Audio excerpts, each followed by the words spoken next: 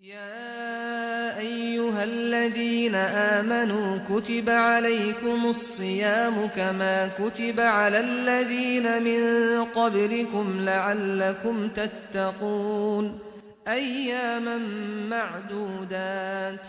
أعوذ بالله من الشيطان الرجيم. بسم الله الرحمن الرحيم، والصلاة والسلام على أشرف الأنبياء والمرسلين سيدنا محمد وعلى آله وصحبه ومن تبع نهجهم بإحسان إلى يوم الدين. أما بعد، السلام عليكم ورحمة الله وبركاته. Aujourd'hui, comme d'habitude, on m'a posé certaines questions. Donc je vais essayer, Inch'Allah, de répondre. Première question, Assalamu alaikum. J'aurais une question pour Cheikh Moussa, Inch'Allah. Je suis gérant d'un restaurant fast-food et je voudrais savoir s'il est autorisé d'ouvrir pendant le Ramadan, étant donné que les repas servis seront consommés après Subh et avant Maghrib. Barakallahu fi. Amin wa fika baraka. C'est-à-dire, c'est un restaurateur.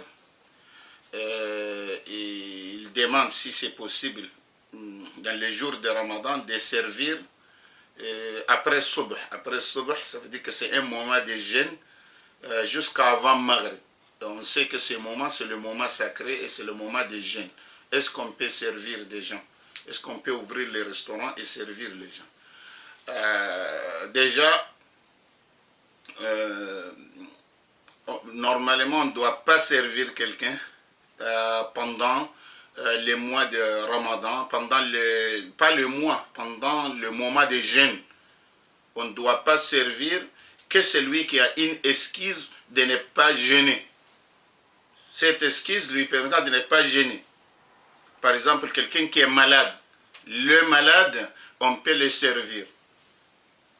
Un voyageur, quelqu'un qui est voyageur, qui vient de passage, ça, on peut le servir parce qu'il n'est pas censé à jeûner. Ou bien une femme qui a un menstru, qui a règle. Donc une femme qui a un menstru, la période menstruelle de la femme, si ça tombe à un moment de jeûne, elle, on peut la servir. Pourquoi? Parce que une femme en menstru ne jeûne pas.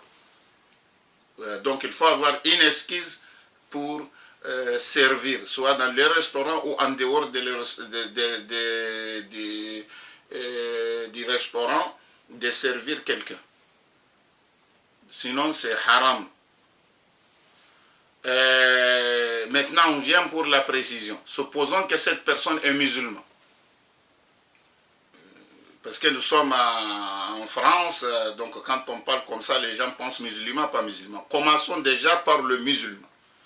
Un musulman qui n'a pas d'esquisse de laisser les jeunes, il n'a pas malade, ni voyageur, ou une femme qui n'a pas dans le cycle menstruel, et ni malade, ni voyageur, il n'y a pas d'esquisse pour les jeunes, on ne doit pas les servir.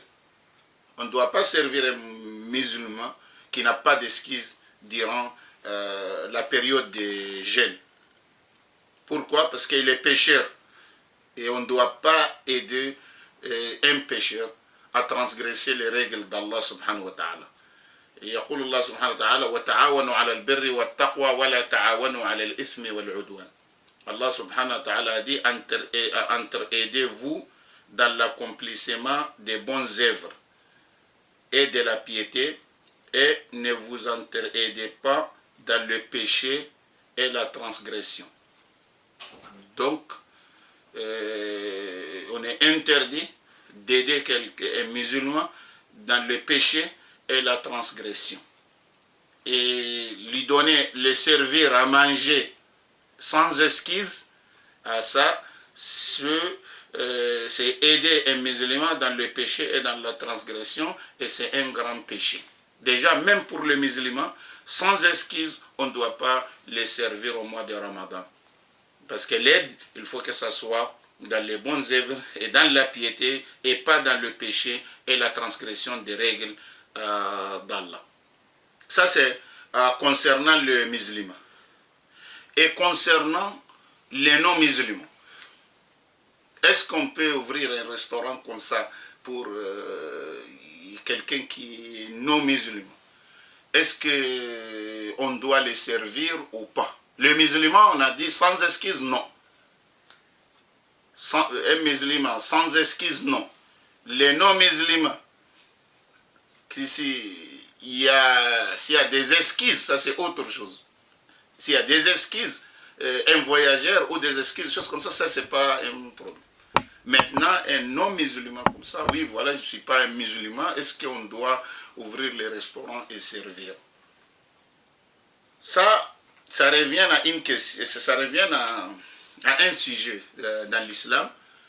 Est-ce que les non-musulmans, ça veut dire, est-ce que les non-musulmans, c'est vrai, quand on dit non-musulman, c'est non-musulman, je ne suis pas musulman, mais est-ce qu'il est la parole a adressé à lui de faire la prière, de faire le jeûne, est-ce que les non-musulmans, il est demandé d'appliquer les détails de charia ou pas, ou parce que les non-musulmans c'est un lot, donc tout est permis.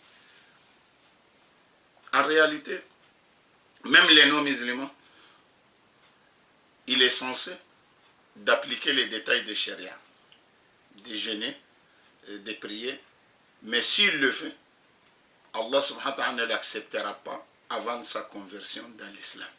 Mais l'au-delà,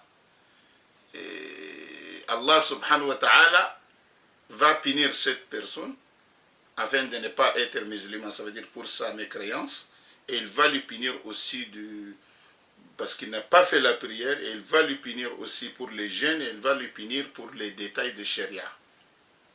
Pour les détails de sharia.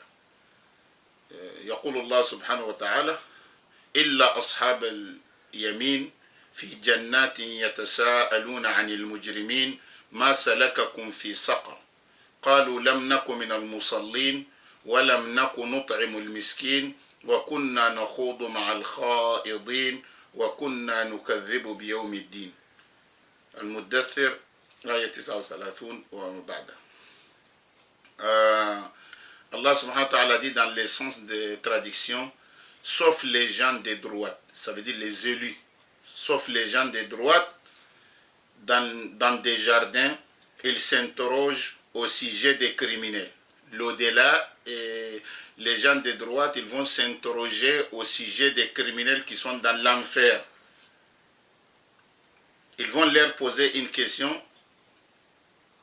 Qu'est-ce qui vous a cheminé à Saga? Qu'est-ce que vous a cheminé à être aujourd'hui dans l'enfer? Qu'est-ce qu'il vous a mis dans l'enfer? Ils diront, malgré qu'ils ne sont pas musulmans, ils diront, nous n'étions pas de ceux qui faisaient la prière. Malgré qu'ils n'étaient pas de musulmans, mais ils vont être punis pour la prière. Pourquoi ils n'ont pas fait la prière? Et nous ne nourrissons pas les pauvres. Aussi, ils vont être punis. Pourquoi ils ne nourrissent pas les pauvres? Pourquoi ils ne nourrissent pas les pauvres? Et nous nous associons à ceux qui tenaient des conversations futiles. Même les futilités, ils s'associent aux gens qui tenaient des propos et des conversations futiles. Ils seront punis pour ça. Et après, ils ont dit, et nous traitons des mensonges les jours de la rétribution. Nous traitons des mensonges les jours de la rétribution, ça montre qu'ils étaient mécréants. Donc ils n'ont pas été punis pour la mécréance seulement, mais ils ont été punis pour la mécréance, parce qu'ils traitent des mensonges les jours de la rétribution, et ils étaient punis parce qu'ils ne font pas la prière, et ils étaient punis aussi parce qu'ils ne nourrissent pas les pauvres, et ça c'est une augmentation des punitions, et ils étaient punis aussi parce qu'ils s'associent à ceux qui tenaient des propos futiles. Donc voilà, c'est pour cela qu'ils ont dit, même les mécréants, les non-musulmans, est censé de respecter les détails des sharia, d'appliquer les détails de charia, mais s'il l'applique, par exemple quelqu'un qui est non musulman qui prie, on va lui dire c'est vrai, tu es censé prier, sinon il y aura une punition supplémentaire, l'au-delà, mais s'il prie comme ça, on va lui dire que ce n'est pas accepté, il faut d'abord remplir les conditions, il faut dire la ilaha illallah Muhammad Rasulullah. Donc s'il est censé, ça veut dire ici, le non musulman est censé normalement gêner. La parole est adressée à tout le monde. Il est censé à gêner, il est censé à prier, il est censé à ça. S'il ne le fait pas, donc ça devient la même chose. Comme, ça devient la même chose comme un musulman un musulman pécheur qui vient, il ne faut pas les servir. Celui-là, il a à peu près cet statut aussi de ne pas les servir. Donc voilà, donc en grosso modo, on ne doit pas servir quelqu'un sans excuse durant le mois de Ramadan dans un restaurant ou à la maison ou dans un autre lieu. Et un musulman doit bien calculer ses vacances. Ça c'est un conseil que je donne, ses vacances. Souvent on a des vacances annuelles. Les gens ils vont en vacances au mois d'août et autres mois, c'est mieux que vraiment leurs vacances soient au moment de Ramadan. Ça veut dire qu'ils prennent des vacances des mois pendant le mois de Ramadan, ou même 15-20 jours, ou même servir les gens la nuit. Comme c'est des fast-food, on peut servir les gens la nuit, après on n'est pas responsable de ce qui arrive. Mais la journée de Ramadan, c'est un peu difficile. On peut travailler le soir, au lieu de travailler par exemple le matin, demi-travail, et on compte cela des vacances. Il faut organiser votre vie d'une manière qui vous permettra de respecter votre religion. Wallahu a'lam. Ouais, je pense que j'ai répondu à cette question. Et maintenant, on va aller la deuxième question, c'est est-ce qu'on peut faire,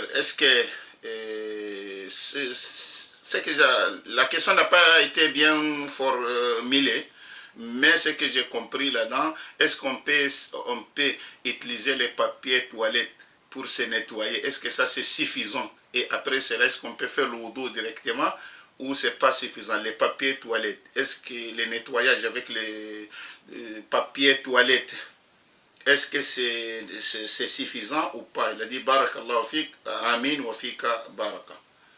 La réponse, oui, on peut utiliser les papiers toilettes. Parce que dans l'islam, le nettoyage des souillures, c'est ça qui est l'objectif. Le nettoyage des souillures, c'est ça qui est l'objectif. Mais si nous avons le choix à choisir, on peut utiliser les papiers toilettes, on peut utiliser l'eau aussi, comme on peut utiliser aussi les pierres, 3 pierres, comme c'était venu dans la sunna. Et ce qui est interdit, ce sont 2 choses. Les crottins et l'os. On ne peut pas utiliser les crottins ni l'os. Mais sinon, on peut prendre 3 pierres, comme c'était venu dans le hadith, et on l'utilise. Ou on peut utiliser l'eau et on peut utiliser aussi les papiers toilettes, parce que l'essentiel c'est de nettoyer, si c'est de nettoyer. Mais si c'est à choisir, quelqu'un qui a des pierres, papier toilette et il y a de l'eau. Si c'est à choisir entre les 3, c'est l'eau qui est préférable. C'est l'eau qui est la source de purification, on choisit l'eau. Mais maintenant, si on peut utiliser plusieurs, on peut utiliser par exemple les papiers toilettes, après on utilise l'eau, aussi c'est mieux. Donc la réponse, oui, on peut utiliser les papiers toilettes, mais il faut bien se nettoyer et voilà. Donc, ندعو الله سبحانه وتعالى يوفقنا وأن يعيننا اللهم استرنا فوق الأرض تحت الأرض وصلى الله عليه وسلم أجمعين. السلام عليكم.